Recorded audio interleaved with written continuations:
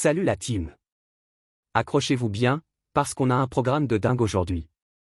Entre un transfert XXL pour un jeune crack vers Chelsea, un Real Madrid qui galère sur le mercato, l'Italie qui change de sélectionneur, CR7 qui met fin à toutes les rumeurs et du mouvement du côté de Manchester City.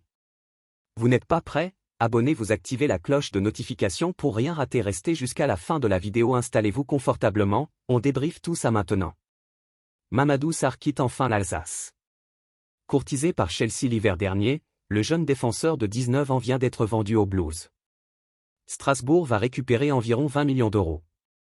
La multipropriété, c'est très pratique. En un an, Strasbourg vient de réaliser une belle plus-value grâce à Chelsea, club également détenu par Bluco. Alors qu'on pensait voir Mamadou Sarr traverser la Manche l'hiver dernier, le jeune défenseur a finalement dû patienter 6 mois pour quitter l'Alsace et rejoindre les Blues. Strasbourg a en effet annoncé la vente de l'ancien joueur de l'Olympique lyonnais à son club partenaire anglais. La formation française n'a pas précisé le montant, mais Sarr a été vendu contre 20 millions d'euros, un an après avoir été acheté à l'OL pour 10 millions. Le Racing Club de Strasbourg-Alsace a officialisé le transfert de Mamadou Sarr à Chelsea. En recrutant l'un des grands espoirs à son poste en provenance de l'OL l'été dernier, le Racing avait réalisé un très gros coup sur le marché des transferts. Après quelques semaines d'acclimatation, le défenseur central avait connu sa première titularisation à Lille en septembre dernier, 3-3. Auteur de prestations solides, il a disputé 28 matchs sous les couleurs du Racing, dont 27 titularisations en Ligue 1. Il n'est que le deuxième défenseur de moins de 20 ans à atteindre un tel nombre de titularisations lors d'une même saison avec le club, après Marcel Lazarus en 1966 à 1967. Impressionnant de maturité, sa progression et sa régularité ont fait de lui une valeur sûre du Racing cette saison. Avec 32 sélections en équipe de France jeune, il rejoint Chelsea, récent vainqueur de l'UEFA Conference League et qualifié pour la prochaine Ligue des Champions. Le club alsacien l'a chaleureusement remercié pour son passage et lui a souhaité le meilleur pour la suite de sa carrière. Du côté des Blues, l'opération a aussi été confirmée. Sarr a signé un contrat jusqu'en 2033. Chelsea a salué son rôle clé dans la qualification de Strasbourg pour les barrages de la Conference League, notant ses 28 apparitions toutes compétitions confondues et sa régularité impressionnante tout au long de la saison. Pendant ce temps-là, au Real Madrid, ça bouge aussi, mais pas forcément dans le bon sens. Le club espagnol pousse fort pour avoir du 109 en vue de la Coupe du Monde des clubs, une compétition qu'il prend très au sérieux et qui se déroulera du 15 juin au 13 juillet prochain.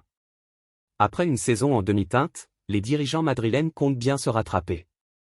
La signature de Xavi Alonso, avancée pour renforcer l'équipe dès cet été, témoigne de leur volonté. À l'origine, l'ancien joueur devait arriver après le tournoi, mais Florentino Pérez a changé ses plans, mécontent des résultats sous Santiago Solari. Il faut dire qu'au-delà du prestige, 115 millions d'euros sont en jeu pour le vainqueur du tournoi. Le Real a donc profité du mercato ouvert aux clubs participants pour se renforcer. Dean Huijsen et Trent Alexander-Arnold ont déjà signé. L'objectif suivant, c'était Alvaro Carra. L'arrière-gauche espagnol de 22 ans est la priorité du club, mais les négociations coincent. Benfica demande 50 millions d'euros, soit le montant de sa clause, et refuse de négocier. Florentino Pérez tente de faire baisser la note, en gardant des options comme Alejandro Grimaldo ou Milos Kerkez sous le coude.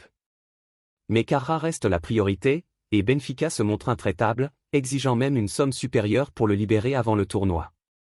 La situation est tendue, et plusieurs rebondissements sont attendus dans ce dossier. En Italie, un grand changement est également à signaler. Après une lourde défaite 3-0 contre la Norvège dans les qualifications pour la Coupe du Monde 2026, Luciano Spalletti a annoncé qu'il avait été licencié.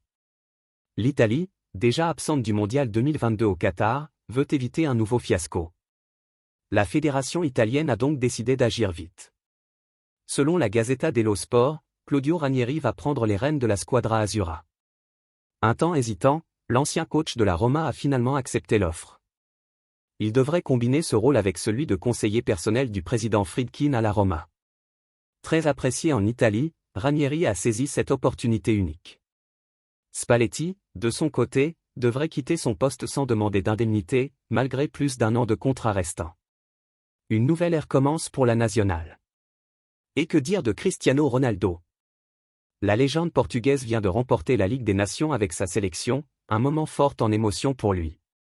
Auteur du but de l'égalisation en finale, il s'est montré ému, expliquant avoir joué malgré une douleur ressentie à l'échauffement.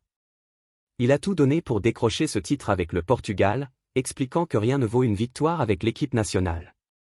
Mais ce n'est pas tout. Interrogé sur son avenir, alors que son contrat avec Al Nassr arrive à échéance, Cristiano Ronaldo a mis fin aux rumeurs, il va rester. De nombreux clubs avaient tenté leur chance, de Palmeiras à River Plate, en passant par Al Hilal. Mais CR7 a confirmé en zone mixte qu'il allait continuer avec le club saoudien, avec qui il a terminé 3e du championnat. Pas de feuilleton Ronaldo cet été donc. Enfin, du mouvement à Manchester City.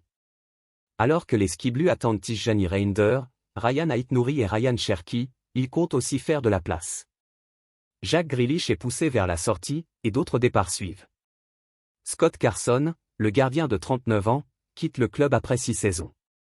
City lui a rendu hommage sur les réseaux sociaux, le remerciant pour son professionnalisme et son engagement.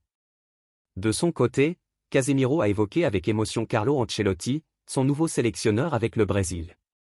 Le milieu de Manchester United connaît bien le technicien italien pour avoir travaillé avec lui au Real Madrid.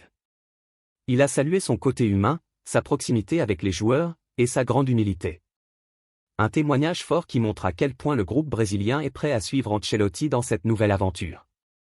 Strasbourg fait l'actualité ce lundi.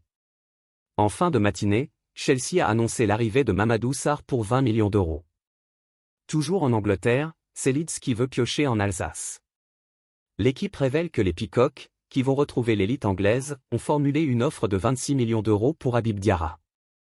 Le milieu est encore sous contrat jusqu'en 2028. D'autres écuries de Premier League ainsi que des pensionnaires de Bundesliga sont aussi sur le coup selon nos confrères. Al Hilal veut des renforts et vite. Le club saoudien, qui va participer au mondial des clubs, a coché le nom d'Angelino, 28 ans, comme l'a évoqué la presse espagnole ce matin. Mais d'après nos informations, on a dépassé le stade de l'intérêt. En effet, Al Hilal est très confiant sur ce dossier après avoir discuté avec l'entourage d'Angelino et l'AS Roma. L'écurie de Saudi Pro League veut d'ailleurs organiser le voyage afin qu'il puisse passer sa visite médicale et signer son contrat.